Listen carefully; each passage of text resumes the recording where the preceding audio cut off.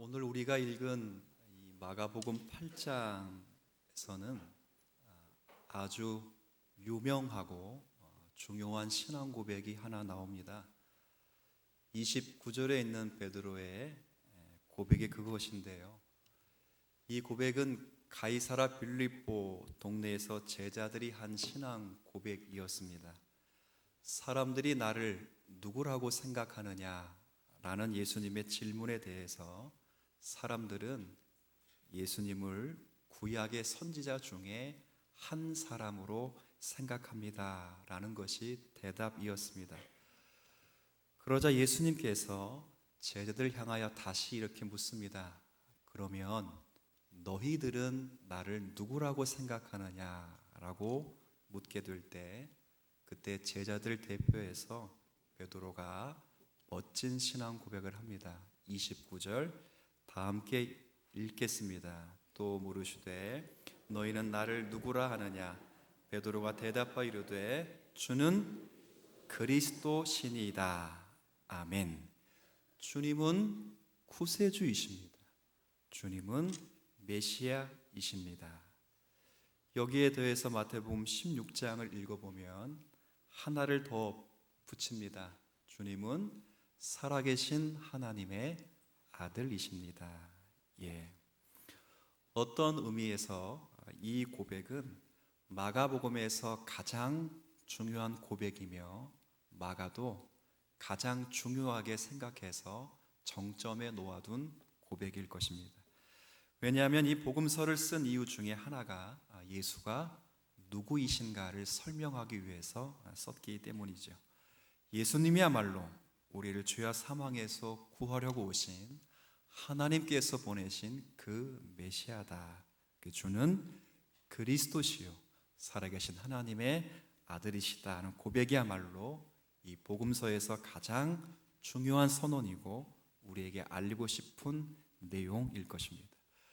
그리고 오늘 우리가 주목하게 될 우리 다 함께 읽었던 34절의 내용은 이런 신앙 고백을 한 제자들에게 예수님께서 다시 하신 말씀입니다. 뭐라고 말씀하셨다고요? 그래, 너희들이 고백한 것과 같이 나는 그리스도다.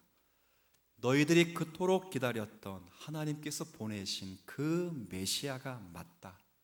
이제 나는 그리스도로서 택한 백성들의 죄를 위하여 십자가를 질 것이다. 고난을 받을 것이다. 그것도 많은 고난을 받고 장로들과 대제사장들과 서기관들에게 버림받아가 되어서 죽임을 당할 것이다. 그러나 꼭 기억하라. 난 다시 살아날 것이다. 그리하여 그리스도로서 이루실 하나님의 구원 역사를 완성할 것이다. 내 백성들의 죄를 위하여 죽을 뿐 아니라 내 백성들의 의와 생명과 구원을 위하여 다시 살아날 것이다. 이를 위해 나는 내 자신을 부인하고 나에게 주어진 십자가를 질 것이다. 그러니 너희들도 이제부터 내가 나를 부인하고 나에게 주어진 십자가를 지는 것처럼 너희도 너희 자신을 부인하고 너희 각자에게 주어진 십자가를 지고 나를 따르라. 이것이 오늘 본문입니다. 자기를 부인하고 자기 십자가를 지고 나를 따르라. 그래서 오늘은 예수님께서 하신 이 말씀 중에 자기를 부인한다는 것이 무엇을 의미하는지를 좀 생각해 보려고 합니다. 다음에 또 이 본문을 만나게 되면, 다음에 읽게 될 때 만나게 되면 그때는 각자의 십자가를 지는 것이 무엇인지를 살펴볼 것이고, 오늘은 자기를 부인한다는 것이 무슨 의미인지를 좀 생각해 보려고 합니다.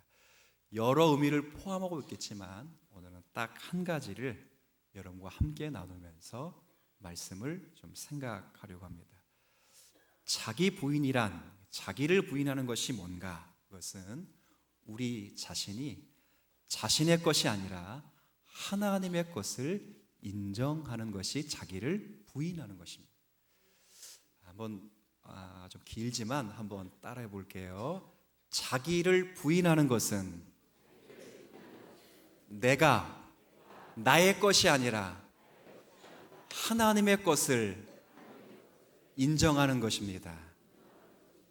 자기를 부인하는 게 뭐라고요? 내가 누구 것을 인정하는 거예요? 하나님의 것을. 여러분 그렇게 믿고 고백하십니까? 이 안종성은 누구 거지요?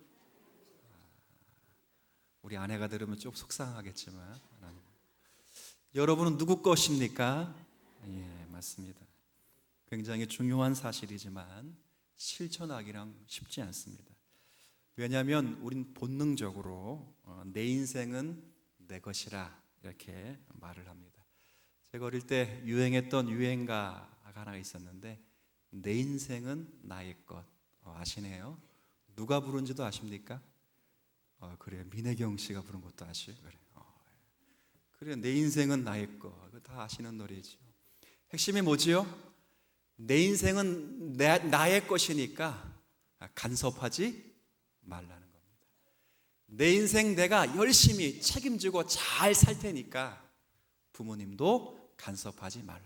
걱정 안 시킬 테니까 내 인생 멋지게 살 테니까 나 간섭하지 마세요. 질풍노도의 시기를 걸었을 때는 그 가사를 읽으면 맞는 것 같다라는 생각도 해보았으나 이 말이 맞는 것처럼 보이지만 실상은 틀린 말입니다. 특히 우리 같은 믿음의 사람에게는 더더욱 안 맞는 말입니다. 왜 그럴까요? 우리 각자는 나 자신의 것이 아니라 우리는 누구의 것이기 때문에 그래요? 하나님의 것이기 때문입니다. 고린도전서 6장 19절에 이런 말씀이 있습니다. 한번 같이 읽어보세요. 시작. 너희는 너희 자신의 것이 아니라 값으로 산 것이 되었으니. 19절 끝부분은 앞부분 헷갈리죠?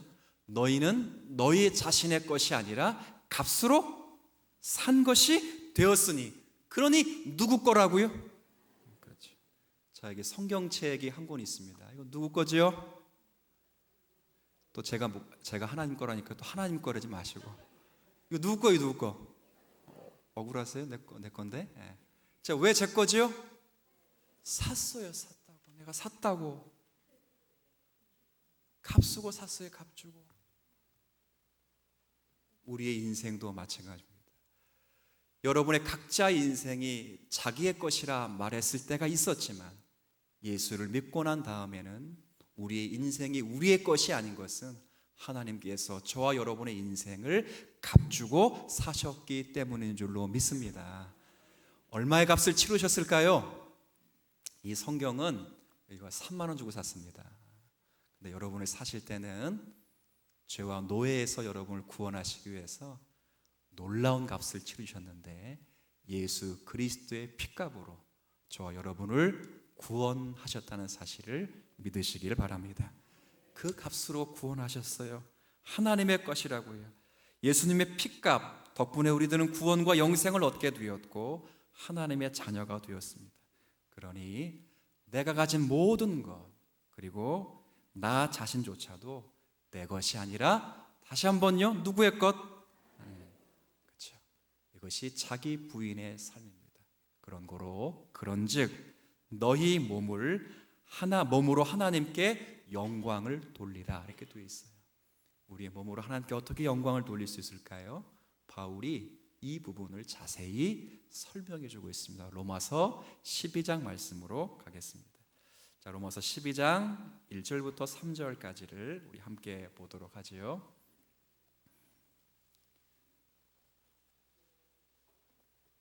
신약 성경이고요. 로마서 12장 제가 가진 신약 성경으로는 256쪽입니다. 로마서 12장 1절부터 3절까지의 말씀을 우리 다 함께 읽도록 하겠습니다. 시작. 그러므로 형제들아 내가 모든 자비하심으로 너희를 권하노니 너희 몸을 하나님이 기뻐하시는 거룩한 산 제물로 드리라.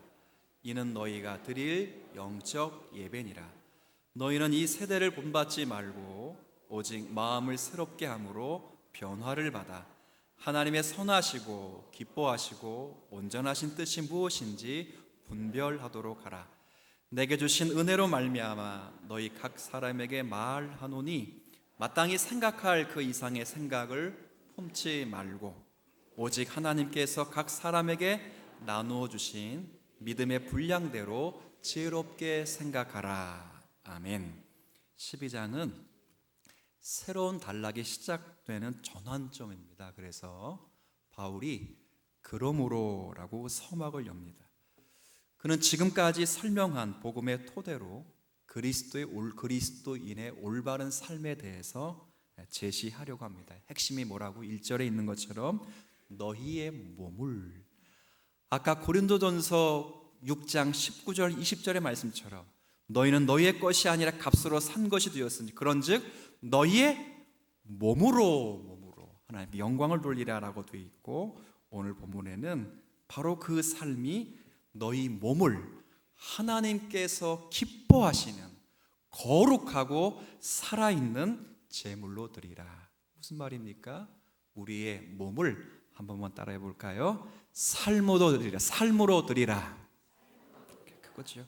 살아내라는 겁니다. 우리 각자가 자신의 것이 아니라 하나님의 것을 인정하는 것, 그것이 자기를 부인하는 삶인데, 자기를 부인하는 삶을 살고자 하는 자에게 필연적으로 나타나는 중요한 특징은 자신의 몸을 하나님이 기뻐하시고 하나님이 원하시는 살아있는 제물로 드리는 것입니다. 그런 삶이 어떤 삶이죠? 2절에 분별의 삶입니다. 그래서 뭐라고 되어 있어요?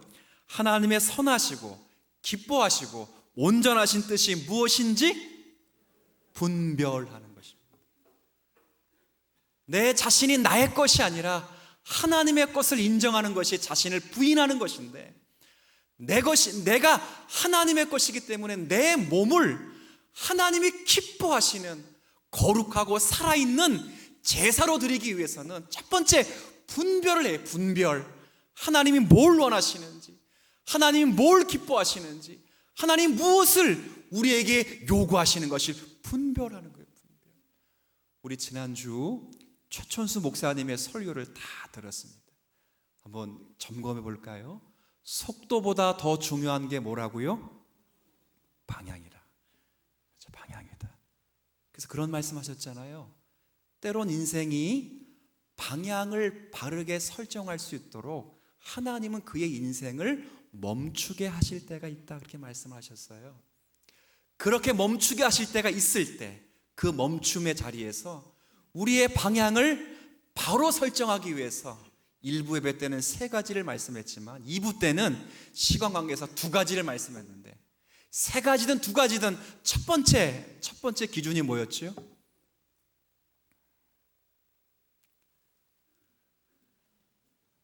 감사합니다. 고맙습니다. 여러분 때문에 목사가 재탕을 해도, 여러분 때문에 목사가 타락해도 뽀록나지 않는 이유는 다 여러분 때문입니다. 여러분, 첫 번째 기준이 한번 따라해 볼까요? 성경입니다. 성경을 통해서 하나님이 내게 무엇을 원하시는지, 무엇을 주시려고 하는지, 하나님은 어떤 분이신지, 그분의 선하시고 온전하시고 기뻐하신 뜻이 무엇인지를 분별하는 것, 이것이 자기 부인을 하는 사람, 자기를 부인하는 삶에게 나타나는 현상입니다. 두 번째는 뭐라고요? 3절에 있는 것처럼 제한입니다. 제한. 우리의 인생이 많은 제한 속에 있다는 것을 이해하는 것, 굉장히 중요합니다.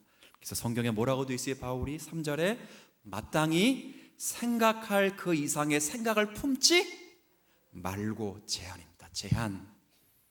오직 하나님께서 각 사람에게 나눠주신 믿음의 분량대로입니다. 한계와 제한의 자리를 이해하는 것입니다. 그리고 그 제한의 자리를 깊게 생각하는 것입니다. 이게 자기를 부인하는 삶입니다. 여러분, 우리는 우리 자신이 우리의 것이 아닌 자들로서 살기 위해서 우리의 몸을 삶으로 드려야 합니다.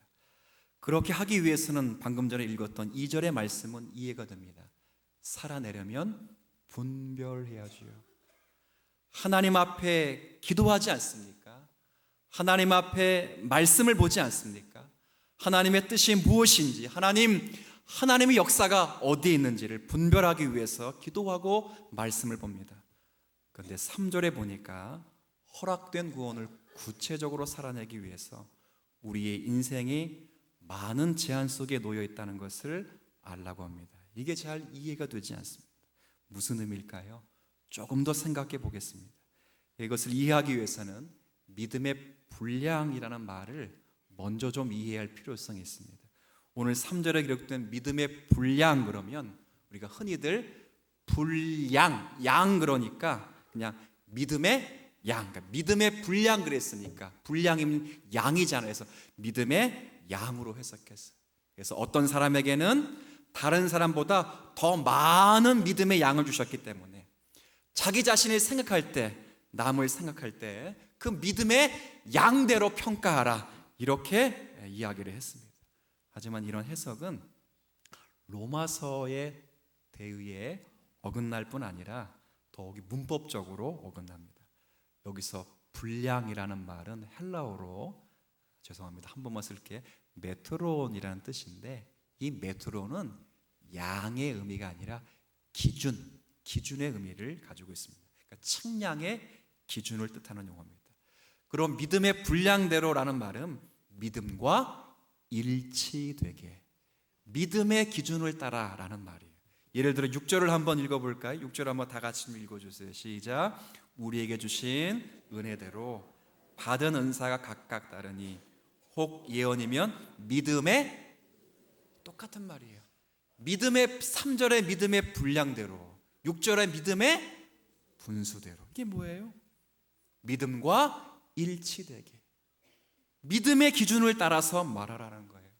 그러니까 예언을 하는 자들이 있으면 믿음이 크면 뭐 다 말하고, 믿음이 작으면 작게 말하라, 그 말이 아니라 예언하는 자가 있던 반드시 믿음과 일치되게, 기독교 교리의 내용과 일치되게 이야기를 하라는 거예요.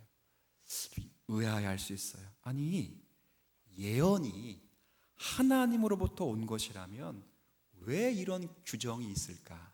자, 그러면 여기서 예언에는 또 다른 의미가 있습니다. 이 로마서 12장 6절에 있는 예언은 받아서 말하는 게 아니라 설교를 가리킵니다. 그러면 설교할 때는 설교자가 뭐 믿음이 많다고 해서 많이 이야기, 그런 것이 아니라 반드시 복음의 교리와 일치되게 믿음의 기준을 따라서 설명하라, 그 말입니다. 똑같이 삶을 살 때도 믿음의 기준과 믿음의 내용을 따라서 일치되게 살아라. 바울이 그 이야기를 하는 거예요. 믿음의 내용에서 벗어나지 말고 그 기준을 따라서, 그 기준을 가지고 하나님 앞에 서라. 그것이 하나님이 원하시는 삶이라라고 말씀을 하는 내용입니다. 근데 여기서 한 가지 조금 더 생각해야 될 것이 있습니다. 그게 뭐냐면, 믿음의 내용과 일치되게 살아가는 삶의 자리가 제한을 말하는 바울의 이유는 그렇게 살아가는 삶의 모든 성도가 각각의 삶의 정황은 다르다는 것을 이해하는 겁니다. 말하고 있는 것입니다. 우리가 모두가 지금 함께 11시 예배에 나오는 모든 성도들은 다 여러분이 제가 설교할 때나 제가 살아갈 때나 여러분이 무슨 말씀을 하거나 여러분이 삶을 살아갈 때 전부 믿음과 어떻게 살아가야 된다고요? 일치되게 믿음의 기준을 따라 복음의 교리와 합당하게 살아가야 됩니다. 근데 그런 제한뿐 아니라 그렇게 합당하게 살아가는 삶의 정황은 각각 자리가 다르다고 하는 그 제한도 이해를 하시는 거예요. 굉장히 의미 있는 말입니다. 이렇게 한번 생각해 보세요. 제가 집에서는 뭐예요? 아빠이기도 하고 누구에게는 남편이죠. 근데 우리 집에 전부 아빠만 있으면 그 집은 이상해, 안 이상해요? 이상하죠. 우리 교회에 장로님도 없고 권사님도 없고 집사님도 없고 성도님도 없이 전부 목사만 다 앉아있다면 그 교회 이상해 아닌 이상해? 이상하죠. 목사도 없어, 전부 장로만 앉아있다면 이상한 거예요. 교회는 목사가 있고 장로가 있고 권사가 있고 집사가 있고 성도가 있어요. 근데 중요한 건 모두가 무엇과 일치되게 살아야 돼요? 믿음과 일치되게 살아야 돼요. 근데 바울이 말하는 건 그렇게 믿음과 일치되게 제한적인 기준을 따라 살아가는 삶의 자리는 각각 다를 수가 있다는 거예요. 누구는 목사로서, 누구는 장로로서, 누구는 권사로서, 누구는 집사와 성도로서. 근데 다 동일하게 큰 제한은 같아요. 뭘 기준으로 해서? 주는 그리스도시요 살아계신 하나님의 아들이십니다라는 그 기준에 똑같은데 그 기준을 적용하고 따라가고 살아가야 될 삶의 자리는 각각 다르다는 거예요. 이해가 되시겠습니까? 그 삶의 제한을 깊이 생각하라는 거예요. 그렇게 생각하라는 거예요. 조금 이해하기 쉽게 좀 좋은 예를 하나 들어보겠습니다. 하나님께서 우리에게 의도하신 그 삶, 하나님께서 원하시는 교회의 모습은 예전에도 한번 제가 이야기해 드린 적이 있는데 수요예배 때 한번 이야기한 걸로 기억납니다. 합창과도 같다. 무엇과 같다고요? 합창. 합창은 재창과는 다릅니다. 합창과 재창은 사람이 모여서 하는 겁니다. 근데 재창은 우리 아이들이 그런 말을 하대요. 재창은 떼창이라. 때를 지어서 하는 창입니다. 여러 음을 내지 않고 한 음을 내서 그냥 함께 부르면 뭐가 되는 거죠? 재창입니다. 근데 합창은 혼자 하는 것이 아닙니다. 여러 사람이 각기 다른 음을 내서 화음을 만드는 것입니다. 우리 성가대 맞지요? 우리 성가대는 몇 개의 음을 냈지요? 제가 이렇게 손가락을 폈습니다. 가끔은 5개의 음이 들리기도 합니다. 근데 내 새끼들이 하면 다 이쁩니다. 가끔은 3번째 음이 4번째 음으로 흡수되기도 합니다. 괜찮습니다. 근데 여하튼 여러 음을 내서 합창 하나의 화음을 만듭니다. 무슨 말이지요? 혼자서 자기 할 일을 다 하면 그것으로 전부라고 생각하는 것은 아직도 인간의 제한적 정체성을 모르는 것입니다. 아무것도 되지 못하고 된 줄로 생각하는 것입니다. 제가 신대원 다닐 때 특이한 수업 하나를 들었습니다. 그 수업 하나가 그 제목, 그 주제가 성가주의법입니다. 성가주의법. 아니 목사 되는 사람에게 무슨 이런 거, 왜 지금은 없습니다. 약 2년, 3년 정도 이렇게 개선한 건데 저는 학점도 다 이수했고 그리고 전공도 아니었기 때문에 안 들어도 되는데 제가 외모는 되는데 뭐는 안 된다고요? 노래는 안 됩니다. 사실 외모도 안 되죠. 여러분이 좋을까봐. 그래서 들었습니다. 근데 교수님이 늘 그런 얘기는 하더라고요. 어디 가서 노래는 하지 않아도 된다고요. 그런 얘기는 늘 했습니다. 근데 그분이 그런 이야기를 하더군요. 합창에서 가장 중요한 파트를 아십니까? 여러분, 성가대가 물어보죠. 소프라노, 알토, 테너, 베이스. 이 파트 가운데 가장 중요한 파트가 뭐지요? 다. 참 지혜롭고 훌륭하시고, 근데 틀렸습니다. 어디까지나 그분 생각입니다. 그 지휘자님, 그 교수님 생각입니다. 합창에서 제일 중요한 파트는 베이스랍니다. 베이스. 베이스가 없으면 합창의 근거를 잃어버립니다. 소프라노든 알토든 테너든 그 베이스 위에서 춤을 춥니다. 다른 파트가 춤을 추기 위해서 베이스는 춤을 추지 않습니다. 그래서 베이스는 뭐가 없지요? 제가 노래는 못 불러도 음악은 항상 A 플러스였습니다. 베이스는 뭐가 없지요? 우리 베이스. 그렇죠. 멜로디가 없습니다. 멜로디가 없습니다. 이것을 알아야 합니다. 멜로디가 없는, 그 맛이 없는 그 맛을 알지 못하면 기독교 신앙의 위대함을 놓치게 되는 것입니다. 멜로디가 없는, 다른 사람을 춤추게 하는 자신의 인생의 제한과 한계를 이해하지 못하면 우리는 하나님의 아름다운 역사를 이루어내지 못합니다. 기독교 신앙의 위대함을 놓치게 됩니다. 자기 몫을 해야 합니다. 누구도 대신할 수 없는 자기 자리를 지켜야 합니다. 그 자리는 반복적이고 제한적입니다. 일상적이기도 하고 재미가 없어 보입니다. 특출나 보이는 것이 없어 보입니다. 그런데 여러분만이 지키실 수 있는 그 자리를 지키라 합니다. 내가 지키지 않으면 멜로디가 뭘 줄 수 없어요? 춤을 줄 수 없습니다. 이것이 사도 바울이 말하는 자기 부인입니다. 이 사실을 알고 믿음으로 그 믿음의 내용을 따라 서야 합니다. 우리가 결코 한계라고 생각하는 것은 소극적인 것이 아니라는 점을 기억하시고 자신의 자리를 지키셔야 됩니다. 그 다음은 하나님이 알아서 하실 것입니다. 여러분, 이 편지를 쓰고 있는 바울을 기억해 보시길 바랍니다. 우리는 지난달 고린도후서 말씀을 읽었습니다. 바울은 약합니다. 바울은 말을 못합니다. 그리고 바울은 하고 다니는 모습도 초라합니다. 그래서 비난을 받습니다. 더욱 비난을 받는 것은 그에게 사단의 가시가 있다는 모습입니다. 우리는 지난달 고린도서를 읽으면서 다 확인했습니다. 사단의 가시가 있다는 것과 이 사단의 가시가 너무 괴로워서 하나님께 3번 간구했으나 하나님이 해결해 주시지 않았다는 것도 확인했습니다. 오히려 주님께서 바울에게 뭐라고 말씀하셨죠? 내 은혜가 너에게 족하도다. 네가 그것을 가지고 살아야 한다. 그 한계, 그 제한을 깊이 이해하고 살아야 한다. 바울이 처음에 이해가 되지 않았습니다.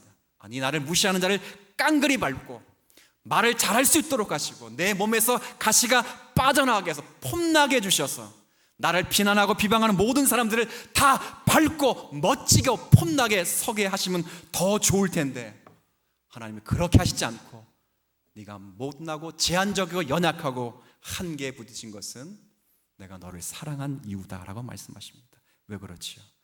네가 모든 것을 다 갖추어서 하나님의 영광을 드러내는 것이 아니라 하나님께서 사랑하시면 이렇게 부족한 자를 통해서도 이렇게 큰 역사를 이루실 수도 있다라고 증거하시기 위하여 선택한 사람이 바로 너다라고 하는 거죠.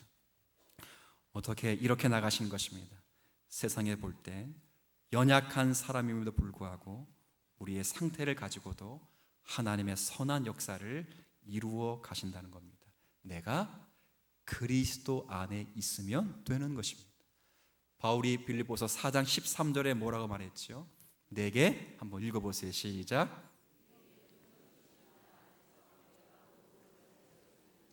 여기서 모든 것을 할 수 있다는 것은 한계를 넘어선다는 말이 아닙니다. 앞에 구절을 잘 읽어보시죠. 배고픔입니다. 궁핍함입니다. 모자람입니다. 자지 못함, 한계입니다. 제한입니다. 그러나 그 한계와 제한을 내가 그리스도 안에 있으면, 능력 주시는 자가 또 내 안에 있으면 그 한계와 제한과 약점 속에서도 언제나 하나님은 당신의 영광을 보이실 수 있다, 그 말입니다. 이 사실을 믿으셔야 됩니다. 지금의 모자람, 지금의 연약함, 이것을 강하게 만들어서 하나님이 증거하시기를 기뻐하지 않으셨습니다. 바울은 연약하면 연약한 대로, 모자라면 모자란 대로 인정하고 하나님을 붙들고 사는 인생을 통해서 하나님은 누구신지, 그의 은혜가 무엇인지를 증명하시겠다는 겁니다. 여러분, 1절에도 그런 말씀을 드렸듯이 문제를 안고서도 훌륭한 사람이 될 수 있습니다. 그리스도께서 함께 하신다는 것은 그에게 힘이 되는 것입니다. 돈이 좀 없어요, 권력이 좀 없어요, 지위가 없어요. 그래도요, 그리스도를 의지하고 사니까 훌륭한 사람이 되는 것입니다. 돈과 권력이 없으면 없는 대로 풍성하게 만들어서 많은 사람들을 유익하게 하는 자가 되고, 돈과 권력이 있는 사람이면 그를 겸손케 하셔서 또 하나님은 많은 사람들을 유익하게 하실 것입니다. 내성적이면 내성적인 대로 주의 일을 묵묵히 감당하는 우직한 성도가 되게 하실 것이고, 외형적이면 외형적인 대로 주의 일을 즐겁게 해주는 에너지원, 원과 같은 사람이 되도록 주님은 만드실 것입니다. 우리의 제한은, 때로는 우리의 약점은 다 주님의 은혜를 나타내는 수단이 될 것입니다. 혹시 하나님이 나를 사랑하지 않으셔서, 미워하셔서 그러신다고요? 그럴 리가 없습니다. 하나님이 여러분을 위해서 아들을 주셨다고요. 오늘 본문에 주님 뭐라 말씀하셨다고요? 내가 나를 부인하고 나에게 주어진 십자가를 짐으로 하나님께서 그리스도를 통해서 이루실 구원 역사를 완성하실 것이라고요. 다 주셨다고요. 아들을 내어주신 이가 무엇을 못하시겠습니까? 항상 여러분을 사랑하십니다. 그 크신 사랑을 여러분을 포기하지 않고, 여러분이 각자의 처해 있는 지금 제한적인 삶의 정황에서도 하나님은 영광을 받아 주실 것입니다. 말씀을 정리하게 할게요. 우리 모두는 오늘 자기를 부인하는 것이 무엇인지를 생각해 보았습니다. 자기를 부인하는 것은 내가 나의 것이 아니라, 한번 따라할까요? 하나님의 것임을 인정하는 것이다. 네, 맞습니다. 하나님의 것을 인정하는 자에게 필연적으로 나타나는 것은 내가 내 몸이 아니니까 나의 몸을 하나님이 기뻐하시고 원하시는 거룩한 살아있는 제물로 드립니다. 그 제물로 드리기 위해 한편으로는 분별해야 됩니다. 성경과 말씀을 가지고 하나님이 원하신 뜻이 무엇인지 분별하고, 또 하나는 각자가 주어진 자리, 다 같은 자리가 아니지만 각자에게 허락된 제한적인 자리에서 믿음의 기준을 따라, 말씀의 기준을 따라, 믿음의 내용을 따라 여러분이 서고 계신다면 그 제한적인 삶 속에서도 하나님은 당신의 은혜를 보이실 것이고 당신의 영광을 성취해 나갈 것입니다. 이 은혜를 누릴 수 있는, 깊이 생각할 수 있는 저희 모두가 되게 될 수 있기를 주의 이름으로 축원합니다.